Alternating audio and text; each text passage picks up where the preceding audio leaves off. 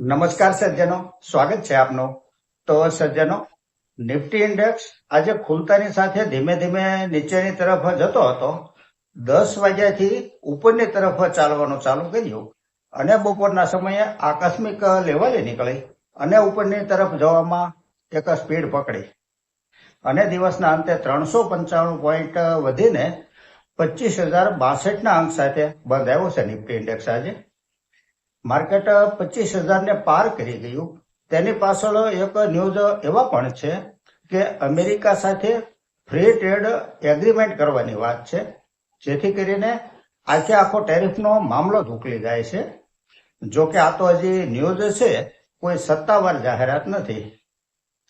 જે હોય તે, પરંતુ માર્કેટ આજે 25,000 લેવલને પાર કરી ગયું તે હકીકત છે. આજે નિફ્ટી ડિફેન્સમાં 1.90% તેજી રહી હતી. નિફ્ટી ઓટોમાં પણ 1.90% તેજી રહી હતી અને નિફ્ટી રિયાલિટીમાં 1.90% તેજી રહી હતી.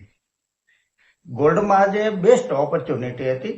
ગોલ્ડ ETF એક સમયે 2% નીચે કારોબાર કરતા હતા અને આ તાલમેળ ઉપર ઈચ્છા છે કે એક વિડીયો બનાવવો છે.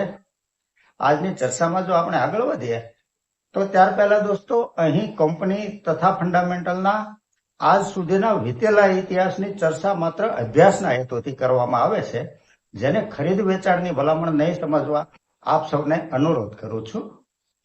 ચર્ચાની સૌથી પહેલી કંપની છે BLS E-સર્વિસ લિમિટેડ. ડિજિટલ સેવા પ્રદાન કરતી આ કંપનીમાં આજે સારી એવી મૂવમેન્ટ હતી. સેલ્સ પ્રોફિટ જોઈએ કંપનીનો, તો જે સેલ્સ માર્ચ 24 ક્વાર્ટરમાં 74 કરોડ હતું તે ત્યાંથી વધીને 239 કરોડ થયું છે. નેટ પ્રોફિટ 11 કરોડથી વધી 17 કરોડ થયો છે. Year to year net profit જોઈએ તો 3 કરોડ, ત્યાંથી 5 કરોડ, ત્યાંથી 20 કરોડ, 36 કરોડ થઈ અને 59 કરોડ થયો છે. પ્રોફિટનો ગ્રાફ સતત અપટ્રેન્ડમાં છે. છેલ્લા 3 વર્ષનો કમ્પાઉન્ડિંગ પ્રોફિટ ગ્રોથ 114% છે. સેલ્સ ગ્રોથ CAGR 3 વર્ષનો 75% છે. બેલેન્સ શીટ જોઈએ તો બોરોવિંગ 7 કરોડ છે. સામે રિઝર્વ કંપની પાસે 392 કરોડ છે. માર્કેટ કેપ 1,637 કરોડની છે. આ એક સ્મોલ કેપ કંપની છે. પી રેશિયો 31 છે. ROC 16% છે. ROE 11% છે. ફેસ વેલ્યુ ₹10 છે. શેર હોલ્ડિંગ પેટર્ન જોઈએ તો પ્રમોટર હોલ્ડિંગ 68.89% છે. FII 0.41% છે અને પબ્લિકનું હોલ્ડિંગ 30.67% છે. આ એક પ્રોફિટેબલ કંપની છે. આગળની કંપની છે બ્લુ જેટ હેલ્થકેર લિમિટેડ. 1968માં સ્થપાયેલી આ એક દવા બનાવતી કંપની છે. શુગર ફ્રી કૃત્રિમ ગળપણ વાળી ટેબ્લેટ સૌ પ્રથમ આ કંપનીએ આપણા દેશમાં બનાવી હતી. ફંડામેન્ટલને જો જોઈએ તો જે સેલ્સ માર્ચ 24 ક્વાર્ટરમાં 184 કરોડ હતું તે ત્યાંથી વધીને 340 કરોડ થયું છે. નેટ પ્રોફિટ 40 કરોડથી વધી 110 કરોડ થયો છે. સેલ્સ પ્રોફિટમાં શાનદાર જમ્પ કહી શકાય. Year to year net profit જોઈએ તો 142 કરોડ, 182 કરોડ, થોડો ઘટીને 160 કરોડ, 166 કરોડ થઈ અને 305 કરોડ થયો છે. છેલ્લા 3 વર્ષનો કમ્પાઉન્ડિંગ પ્રોફિટ ગ્રોથ 19% છે. સેલ્સ ગ્રોથ CAGR 3 વર્ષનો 15% છે. બેલેન્સ શીટ જોઈએ તો બોરોવિંગ 1 કરોડ છે. રિઝર્વ કંપની પાસે 889 કરોડ છે. માર્કેટ કેપ 14,546 કરોડની છે. પી રેશિયો 47 છે. ROC 47% છે. ROE 36% છે. ફેસ વેલ્યુ ₹2 છે. શેર હોલ્ડિંગ પેટર્ન જોઈએ તો પ્રમોટર હોલ્ડિંગ 86% છે. FII 2.28% છે. DII 1.33% છે અને પબ્લિકનું હોલ્ડિંગ 10.38% છે. આ એક પ્રોફિટેબલ કંપની છે. આગળની કંપની છે અપટુસ વેલ્યુ હાઉસિંગ ફાઇનાન્સ લિમિટેડ. આ એક નોન બેન્કિંગ ફાઇનાન્સ કંપની છે. ફંડામેન્ટલને જો આંકડામાં સમજીએ તો જે સેલ્સ માર્ચ 24 ક્વાર્ટરમાં 375 કરોડ હતું તે ત્યાંથી વધીને 484 કરોડ થયું છે. નેટ પ્રોફિટ 166 કરોડથી વધી 207 કરોડ થયો છે. Year to year net profit જોઈએ તો 267 કરોડ, ત્યાંથી 370 કરોડ, 503 કરોડ, 712 કરોડ થઈ અને 751 કરોડ થયો છે.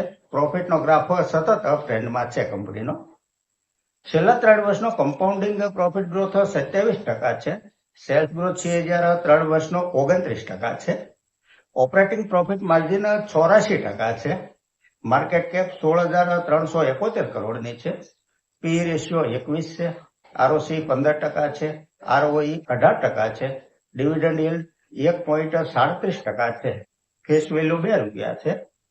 શેર હોલ્ડિંગ પેટર્ન જોઈએ તો પ્રમોટર હોલ્ડિંગ 52.99% છે. એફઆઈઆઈ નું હોલ્ડિંગ 27.74% છે.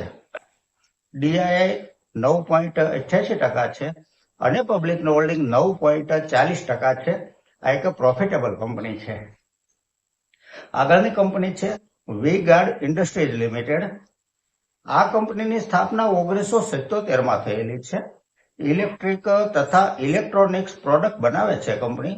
વોલ્ટેજ સ્ટેબિલાઇઝરની એક અલગ શૃંખલા બનાવતી આ એક બ્રાન્ડ છે.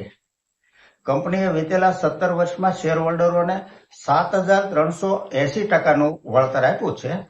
પાસ રેકોર્ડ કંપનીનો ઘણો સારો છે. સેલ્સ પ્રોફિટ જોઈએ તો જે સેલ્સ માર્ચ 24 ક્વાર્ટરમાં 1,343 કરોડ હતું તે ત્યાંથી વધીને 1,538 કરોડ થયું છે. નેટ પ્રોફિટ 76 કરોડથી વધી 91 કરોડ થયો છે. છેલ્લા 3 વર્ષનો કમ્પાઉન્ડિંગ પ્રોફિટ ગ્રોથ 11% છે. સેલ્સ ગ્રોથ છે જ્યારે 3 વર્ષનો 17% છે.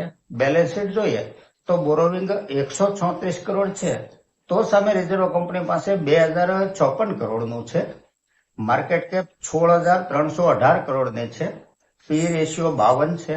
આરઓસી 19% છે. આરઓઈ 16% છે. શેર હોલ્ડિંગ પેટર્ન જોઈએ તો પ્રમોટર હોલ્ડિંગ 56.30% છે. એફઆઈઆઈ 13.43% છે.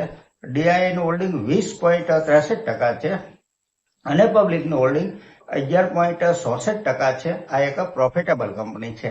તો સજ્જનો, આ સાથે આજની આ ચર્ચા અહીં પૂરી કરીએ છીએ.